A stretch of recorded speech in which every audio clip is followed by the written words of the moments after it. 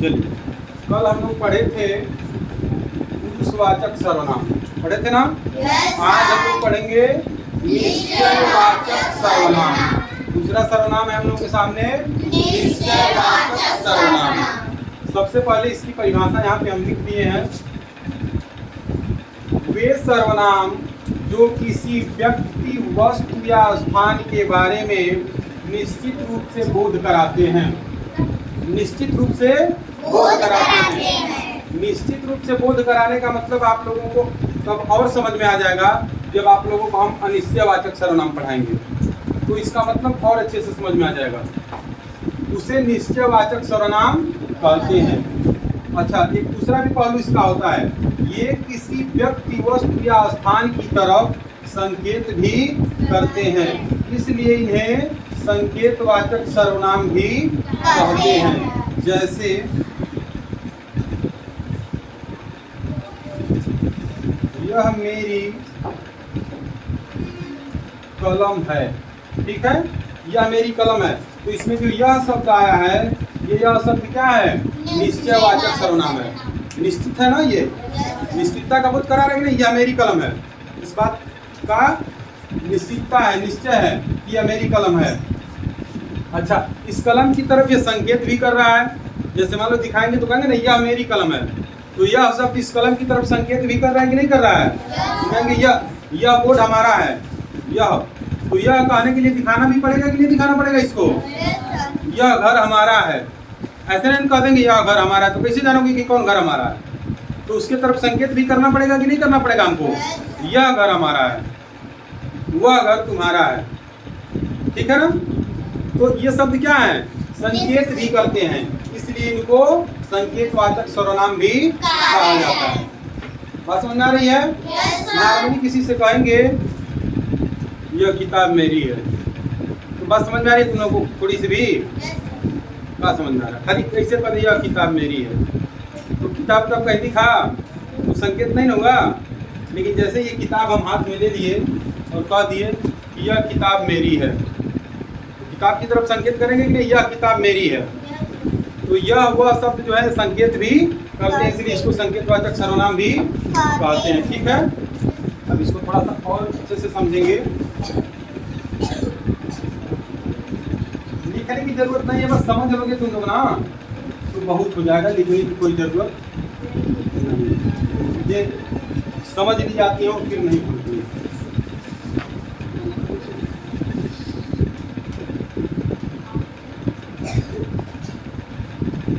निश्चयवाचक सर्वनाम, अब इसका उदाहरण हम थोड़ा सा देख लेंगे।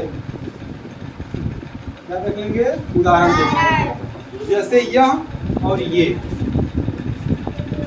यह और ये जो है नजदीक के व्यक्ति या वस्तु के लिए प्रयोग किए जाते, ठीक है ना। यह और ये जो है, यह नजदीक के व्यक्ति या वस्तु के लिए प्रयोग किए जाते हैं। जैसे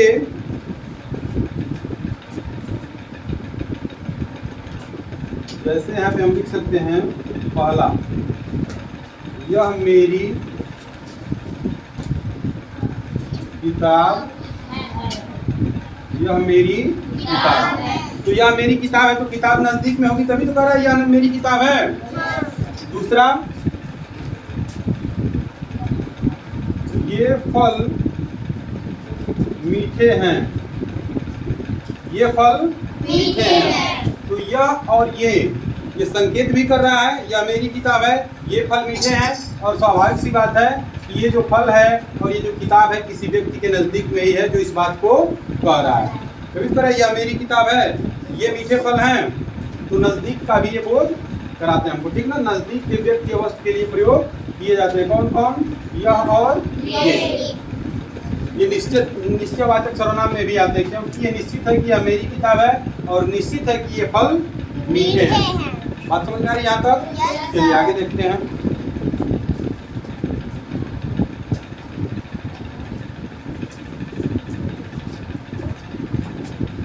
अगला है वह या वे, ठीक ना। ये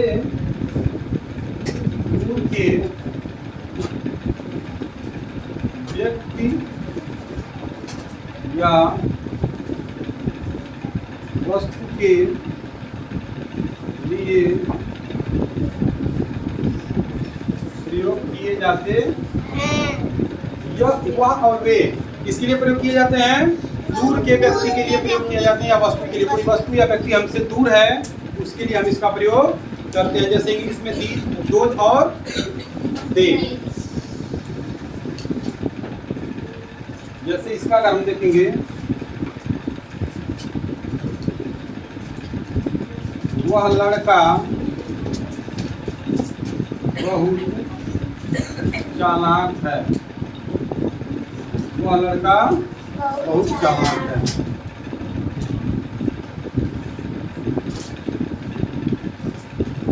वे लड़के खिलाड़ी, ठीक है ना। तो ये जो वह शब्द आया है और ये जो वे शब्द आया है, ये उस लड़के के तरफ संकेत कर रहा है कि नहीं कर रहा है? किस लड़के के तरफ संकेत कर रहा है? जो लड़का दूर खड़ा है, नजदीक में नहीं है। नजदीक में रहता तो इसको हम क्या कहते हैं? यह लड़का बहुत चालाक है। और दूर है तो क्या कहेंगे? वह लड़का बहुत चालाक है। तो ये जो वह है उस संकेत कर रहा है उस लड़के के तरफ, इसीलिए इसको संकेतवाचक सर्वनाम भी हम कह सकते हैं। वे लड़के खिलाड़ी हैं। वे जो लड़के हैं, दूर बहुत सारे लड़के हो गए, तो वे लड़के क्या हो गए? खिलाड़ी हैं। तो ये जो वे शब्द है उन लड़कों की तरफ संकेत कर रहा है। वह एक के लिए होगा और वे एक से अधिक के लिए होगा। एक से अधिक व्यक्ति या वस्तु रहेंगे तो वे का प्रयोग करेंगे, और एक व्यक्ति या वस्तु रहेगा तो वह का प्रयोग करेंगे। ठीक है, आगे देखते हैं।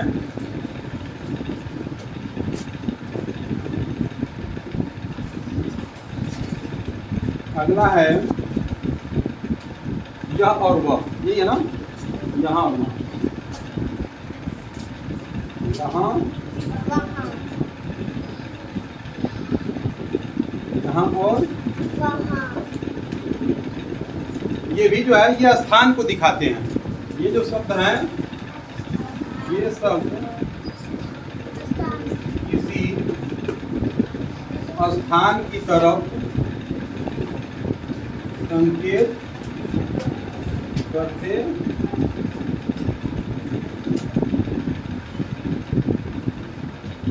यहाँ और वहाँ।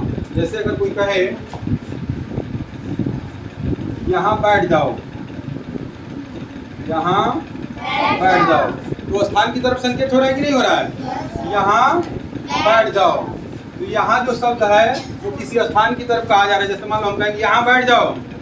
अब केवल ऐसे अगर किसी को कहते हैं यहाँ बैठ जाओ तो नहीं पता चलेगा कहाँ, जब संकेत करके बताएंगे कि यहाँ बैठ जाओ। तो ये जो शब्द है बिना संकेत के काम नहीं करते। नॉर्मली किसी को कह दिया जाए कि यहाँ बैठ जाओ, वहाँ चले जाओ, तो कैसे पता चलेगा कि कहाँ की जाने की बात हो रही है? तो जब संकेत के साथ इसका प्रयोग करेंगे तब इसका मतलब समझ में आएगा। जैसे कहेंगे यहाँ बैठ जाओ। दूसरा, वहाँ मत जाओ, वहाँ मत जाओ। तो कहाँ दिखा के जब कहेंगे वहाँ मत जाओ तभी ना पता चलेगा। तो वहाँ शब्द क्या है? संकेतवाचक सर्वनाम हो सकता है या निश्चयवाचक सर्वनाम। वहाँ निश्चित है, कहाँ पे नहीं जाना, वहाँ पे निश्चित है, वहाँ नहीं जाना है, यहाँ नहीं बैठना है, यहाँ बैठना है, निश्चित है। जैसे तुमसे कहा जाए कि यहाँ बैठो तो निश्चित हो गया, और कह दिया जाए कहीं बैठ जाओ, दोनों बात हो गई कि नहीं हो गई? अगर कह दिया जाए कि यहाँ बैठ जाओ तो ये कन्फर्म है कि कहाँ बैठना है, और अगर ये कह दिया जाए कि कहीं बैठ जाओ तो ये कन्फर्म नहीं है कि कहाँ बैठना है, कहीं बैठ सकते हो। तो कहीं जो है वो अनिश्चयवाचक सर्वनाम हो जाएगा। वो निश्चित नहीं है कि कहाँ बैठना है, वो किस में चला जाएगा? अनिश्चयवाचक सर्वनाम में चला जाएगा। और जैसे ही कह दिया जाएगा कि यहाँ बैठ जाओ तो ये क्या हो जाएगा? निश्चयवाचक सर्वनाम हो जाएगा। ठीक ना।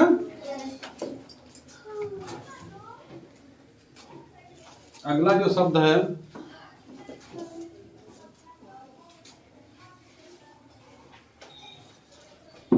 इस या उस,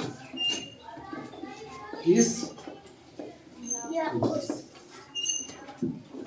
ये शब्द विशेष संदर्भ को निर्देशित करने के लिए प्रयोग किए जाते हैं। प्रयोग किए जाते हैं। इन शब्दों का प्रयोग क्या किया जाता है? किसी विशेष संदर्भ को निर्देशित करने के लिए किया जाता है, ठीक ना। जैसे इस आदमी से बात मत करो, इस आदमी से बात मत करो। कोई विशेष संदर्भ होगा जिसके लिए कहा जा रहा है कि इस आदमी से बात मत करो। संकेत करके कहा जाएगा कि नहीं कहा जाएगा? नहीं तो कैसे पता चलेगा कि किस आदमी से बात नहीं करना है?